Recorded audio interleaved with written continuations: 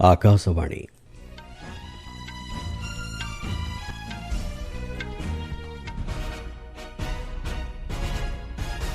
संवाद पढ़ुछंती चंदन घोष। मुख्य संवाद। भारत कृत्रिम बुद्धिमत्ता प्रभाव सम्मेलन 2026 को आज नूआदिल्ली में आनुष्ठानिक भाव उद्घाटन करेंगे प्रधानमंत्री।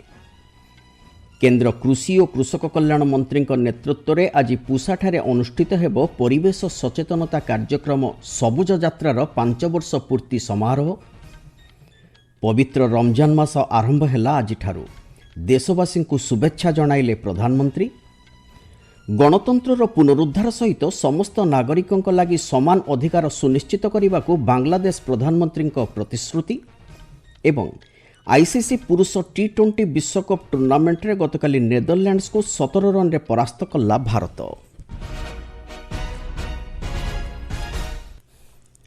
प्रधानमंत्री नरेंद्र मोदी आज नूआदिल्ली रे भारत कृत्रिम बुद्धिमत्ता प्रभाव सम्मेलन 2026 को आनुष्ठानिक भाव उद्घाटन करेंगे। भारत मंडपम ठारे चलिथिबा ए सम्मेलन चलित वर्ष विषय वस्तु रही सर्वजन हिताय सर्वजन सुखाय। এই उद्घाटनी समारोह में फ्रांस राष्ट्रपति इमानुएल मैक्रोन, जातिसंघर महासचिव एंटोनियो गुटेरस समेत अन्य विश्वस्तरीय नेतृवृंद उद्बोधन देवार कार्यसूची रही। यह नेतृवृंद सेठारे आयोजित एक प्रदर्शनी को मध्य बुली देखिबे। कृत्रिम बुद्धिमत्ता क्षेत्र में जातीय तथा विश्वस्तरीय प्राथमिकता दे आंतर्जातिक सहयोग एवं भित्तिभूमि को सशक्त करने दिगरे विभिन्न राष्ट्रर मुख्य मंत्री तथा विभिन्न अनुष्ठानर वरिष्ठ प्रतिनिधि माने एही सम्मेलन रे मिलित भावे नीतिगत निष्पत्ति नेबे। कृत्रिम बुद्धिमत्ता क्षेत्र में भारत अग्रणी भूमिका निर्वाह करिवार लक्ष्य सहित बुद्धिमत्ता भित्तिक समावेशी अभिवृद्धि हासिल करने दिगरे नेतृत्व नेबार क्षमता एही सम्मेलन माध्यम विश्वस्तर में प्रतिफलित होउछि।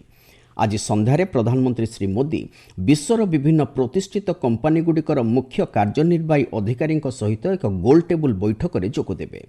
कृत्रिम बुद्धिमत्ता क्षेत्र में गवेषणा लगी सहयोग जोगाण श्रृंखल बजाय रखिबा एवं पुंजीनिवेश उपरे मुख्यतः एही बैठक में आलोचना कराजिबो। आज उद्घाटनी समारोह अव्यवहित पूर्वर गत संध्यारे प्रधानमंत्री श्री मोदी भारत मंडपम ठारे एथिरे जोगदेवाकू आसीथिबा विभिन्न राष्ट्रर मुख्यों को स्वागत करिसेंति। एही समय सेठारे भारतीय संगीत और नृत्यर समारोह परिवेश को अधिक आकर्षित करिथिला। पर श्री मोदी एही विश्वस्तरीय नेतृवृंदक सम्मानार्थे एक नैश्यभोजीर आयोजन करथिले। पूर्वर गतकाली श्री मोदी एही सम्मेलनी अवसर में अनेक राष्ट्रर नेतृवृंदक सहित विभिन्न गुरुत्वपूर्ण प्रसंग में द्विपाक्षिक आलोचना करिसेंति। एही सम्मेलन में 20 रु ऊर्ध्व राष्ट्र मुख्य प्राय 60टी विभिन्न देशर मंत्री और 100 रु ऊर्ध्व सरकारी प्रतिनिधि माने अंशग्रहण करुछंती। एतद्व्यतीत कृत्रिम बुद्धिमत्ता क्षेत्र में कार्यरत 500 रु अग्रणी संस्थार प्रतिनिधि विभिन्न प्रतिष्ठित कंपनीर प्राय 10 जन मुख्य कार्यनिर्वाही अधिकारी और प्रतिष्ठाता समेत 150 जन बुद्धिजीवी गवेषक एही सम्मेलन में एकत्रित होइछंती।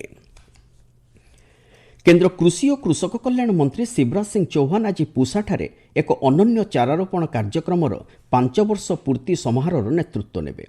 2021 फेब्रुआरी 19 तारिख दिन एही सबुज यात्रा आरंभ होइथिला। नर्मदा जयंती अवसर में श्री चौहान अमरकंटक ठारे एक रुद्राक्ष और शाल चारा रोपण करथिले। एही अभियान अवसर में जनसाधारण मध्य परिवेश प्रति सचेतनता सृष्टि करने सहित ए क्षेत्र में अधिकरू अधिक अंशग्रहण करने दिगरे सुजोग आनी दैछि। मुख्य निर्वाचन आयुक्त ज्ञानेश कुमार कहिसंती आसाम विधानसभा निर्वाचन लगी खूब शीघ्र तारीख घोषणा कराजिबो। एप्रिल मासरे पालित हेबाक थिबा राज्यर अन्यतम मुख्य पर्व बिहू को दृष्टि रखी एही तारीख घोषणा कराजिबो बोली गतकाली गुवाहाटी ठारे अनुष्ठित सांबादिक सम्मेलन रे से कहिसंती। 126 आसन विशिष्ट आसाम विधानसभा निर्वाचन लगी राज्य में चलिथिबा प्रस्तुतिर समीक्षा करिबा परे मुख्य निर्वाचन आयुक्त एही मत व्यक्त करिसंती। एही गस्त अवसर में राज्य में विधानसभा निर्वाचन को गोटे पर्याय किंबा अति बेसी 2टी पर्याय शेष करने लगी अधिकांश राजनीतिक दल पक्षरु तांकु अनुरोध करा जायछि। तोशिमिसु मोटेगी जापान वैदेशिक व्यापार मंत्री भाव पुनर्नियुक्त होइथिबारु वैदेशिक व्यापार मंत्री डॉक्टर एस जयशंकर तांकु अभिनंदन जणाइछन्ति। सामाजिक गणमाध्यम पोस्ट डॉक्टर जयशंकर कहिसंति स्वतंत्र रणनीतिक तथा विश्वस्तरीय भागीदारी लगी भारत जापान सहयोग को अधिक सशक्त करने दिगरे मिलित भाव कार्य करने लगी से आग्रही अछन्ति। आपण माने संवाद शुणुचंती आकाशवाणी।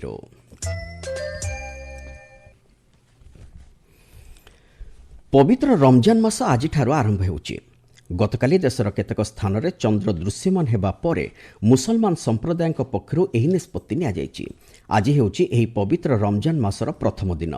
ଇସଲାମିକ କ୍ୟାଲେଣ୍ଡରରେ ନବମ ମାସରେ ଏହି ପର୍ବ ପାଳନ କରାଯାଇଥାଏ। ଏହି ଉପବାସର ମାସର ସମାପ୍ତି ସହିତ ଇଦ୍ ଉଲ୍ ଫିତର ପାଳିତ ହୋଇଥାଏ। ପ୍ରଧାନମନ୍ତ୍ରୀ ନରେନ୍ଦ୍ର ମୋଦି ପବିତ୍ର ରମଜାନ ମାସ ଆରମ୍ଭ ଅବସରରେ ଦେଶବାସୀଙ୍କୁ ଶୁଭେଚ୍ଛା ଜଣାଇଛନ୍ତି। ସାମାଜିକ ଗଣମାଧ୍ୟମ ପୋଷ୍ଟରେ ଶ୍ରୀ ମୋଦି ରମଜାନ ମୁବାରକ ବୋଲି ଉଲ୍ଲେଖ କରି ଏହି ପବିତ୍ର ମାସ ସମାଜରେ ଭାତୃତ୍ୱର ଭାବନାକୁ ଅଧିକ ସଶକ୍ତ କରିବା ସହିତ ଦେଶରେ ଶାନ୍ତି ଓ ସମୃଦ୍ଧିକୁ ଅଧିକ ସୁଦୃଢ଼ କରିବାରେ ସହାୟକ ହେବ ବୋଲି ଆଶାବ୍ୟକ୍ତ କରିଛନ୍ତି। ପ୍ରଧାନମନ୍ତ୍ରୀ ନରେନ୍ଦ୍ର ମୋଦି ଆସନ୍ତା ରବିବାର ପୂର୍ବାହ୍ନ 11ଟା ସମୟରେ ଆକାଶବାଣୀର ମନ୍ କି ବାତ୍ କାର୍ଯ୍ୟକ୍ରମରେ ଦେଶବାସୀଙ୍କ ସହ ଭାବ ବିନିମୟ କରିବେ। ଏହା ମନ୍ କି ବାତ୍ର 131ତମ ସଂସ୍କରଣ ହେବ। କାର୍ଯ୍ୟକ୍ରମ ଆକାଶବାଣୀ ଓ ଦୂରଦର୍ଶନର ସମସ୍ତ କେନ୍ଦ୍ର, ଆକାଶବାଣୀ ସମ୍ବାଦ website O news on AIR mobile ଆପ୍ରେ ଉପଲବ୍ଧ ହେବ।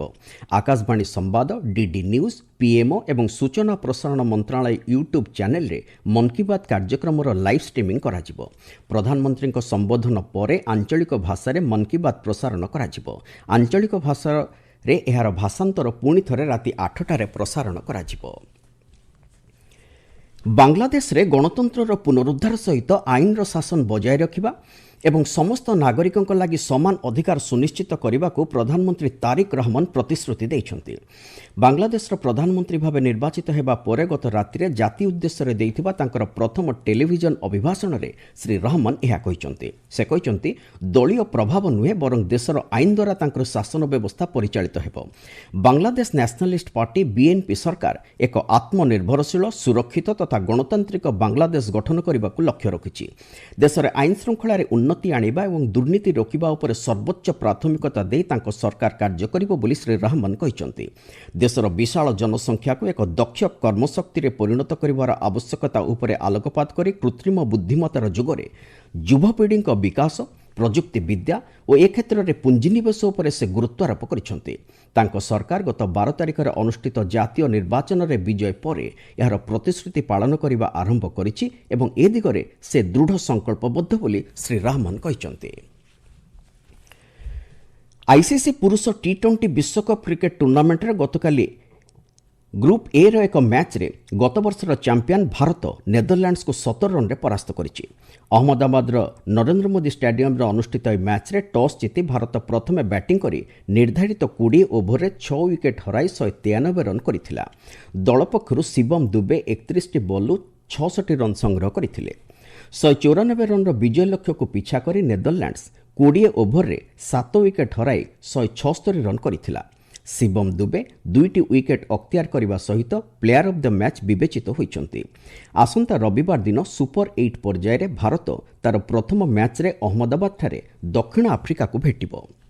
ଗତକାଲି ଗ୍ରୁପ୍ ଏ ରେ କଲମ୍ବୋଠାରେ ଅନୁଷ୍ଠିତ ଏକ ମ୍ୟାଚ୍ରେ ପାକିସ୍ତାନ ନାମିବିଆକୁ 102 ରନ୍ରେ ପରାସ୍ତ କରି ସୁପର 8 ତାଲିକାର ଶେଷ ସ୍ଥାନରେ ରହିଛି। ସେହିଭଳି ଗ୍ରୁପ୍ ଡି ର ଏକ ମ୍ୟାଚ୍ରେ ଦକ୍ଷିଣ ଆଫ୍ରିକା ନୂଆଦିଲ୍ଲୀର ଅରୁଣ ଜେଟଲୀ ଷ୍ଟାଡିୟମରେ ସଂଯୁକ୍ତ ଆରବ ଏମିରେଟ୍ସକୁ 6 ୱିକେଟ୍ରେ ପରାସ୍ତ କରିଛି। ଆଜି ଏହି ଟୁର୍ଣ୍ଣାମେଣ୍ଟରେ ଅନୁଷ୍ଠିତ ହେବାକୁ ଥିବା ମ୍ୟାଚ୍ଗୁଡ଼ିକରେ ପୂର୍ବାହ୍ନ 11ଟାରେ କୋଲକାତାର ଇଡେନ୍ ଗାର୍ଡେନ୍ଠାରେ ୱେଷ୍ଟଇଣ୍ଡିଜ୍ ଓ ଇଟାଲୀ ମଧ୍ୟରେ ମୁକାବିଲା ହେବାକୁ ଥିବାବେଳେ କଲମ୍ବୋରେ ଅପରାହ୍ନ 3ଟାରେ ଶ୍ରୀଲଙ୍କା ଜିମ୍ବାୱେକୁ ଭେଟିବ। ପରେ ଚେନ୍ନାଇର ଏଏମ୍ ଚିଦାମ୍ବରମ୍ ଷ୍ଟାଡିୟମଠାରେ ଆଫଗାନିସ୍ତାନ ଓ କାନାଡା ମଧ୍ୟରେ ସନ୍ଧ୍ୟା 7ଟାରେ ମୁକାବିଲା ହେବ। ମହିଳା କ୍ରିକେଟରେ ଭାରତ ଆଜି ଅଷ୍ଟ୍ରେଲିଆ ବିପକ୍ଷରେ ଦ୍ୱିତୀୟ ଟି20 ଆନ୍ତର୍ଜାତିକ ମ୍ୟାଚ୍ ଖେଳିବ। ଏହି ମ୍ୟାଚ୍ ଭାରତୀୟ ସମୟ ଅପରାହ୍ନ 1:45 ସମୟରେ ଅଷ୍ଟ୍ରେଲିଆର କାନବେରାରେ ଆରମ୍ଭ ହେବ। ଏହି 3 ମ୍ୟାଚ୍ ବିଶିଷ୍ଟ ସିରିଜ୍ର ଗତ ରବିବାର ସିଡ୍ନୀଠାରେ ଅନୁଷ୍ଠିତ ପ୍ରଥମ ମ୍ୟାଚ୍ରେ ଭାରତ ଡିଏଲ୍ଏସ୍ ପଦ୍ଧତିରେ ଅଷ୍ଟ୍ରେଲିଆକୁ 9 ୱିକେଟ୍ରେ ହରାଇ 1-0ରେ ଅଗ୍ରଣୀ ରହିଛି। ମୁଖ୍ୟ ସମ୍ବାଦଗୁଡ଼ିକ ପୁଣି ଥରେ।